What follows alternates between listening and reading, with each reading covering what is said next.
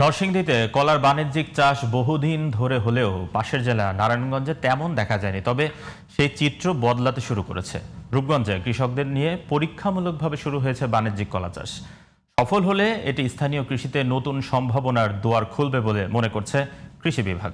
আশিকুর রহমান এর রিপোর্ট, জানাচ্ছেন কিরণ মোস্তফা। কেসারেন শেকড় থেকে শিখরে।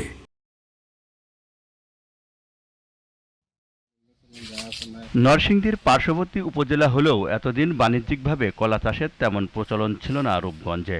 তবে এখানকার মাটি ও পরিবেশ কলা চাষের জন্য উপযোগী জানার পর সেই সম্ভাবনাকে কাজে লাগিয়ে এবার কয়েকজন কৃষককে নিয়ে শুরু হয়েছে কলার বাণিজ্যিক আবাদ। কৃষকরা বলছেন কলা চাষে উৎপাদন ব্যয় তুলনামূলক কম।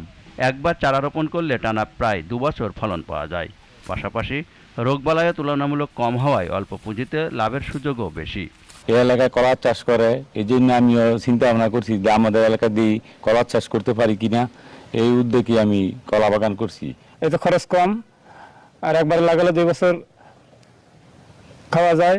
এক একটা কলার ছড়ি আমরা 500 থেকে 1000 পর্যন্ত বিক্রি করতে পারি। সরকারের কাছ থেকে আরো ভালো কিছু সহযোগিতা বা ফল পরিষেবা পাইতাম, তাহলে আমরা আরো ভালোভাবে উন্নতভাবে এই কলা চাষ করিয়া আমরাও চলতে পারতাম।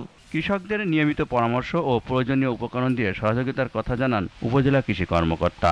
কলার চারা, জৈব সার এবং রাসায়নিক সার, জৈব বালাইনাশক সহযোগিতা প্রদান করেছি। আমরা আশা করছি তারা যদি আমাদের পরামর্শ মেনে প্রয়োজনীয় আন্তঃপরিচর্যা করে, তাহলে আমাদের যে কলার বাগানগুলো এগুলো সাকসেস হবে। সঠিক পরিচর্যা নিশ্চিত করা গেলে কলার বাম্পার ফলনের আশা করছে কৃষি বিভাগ।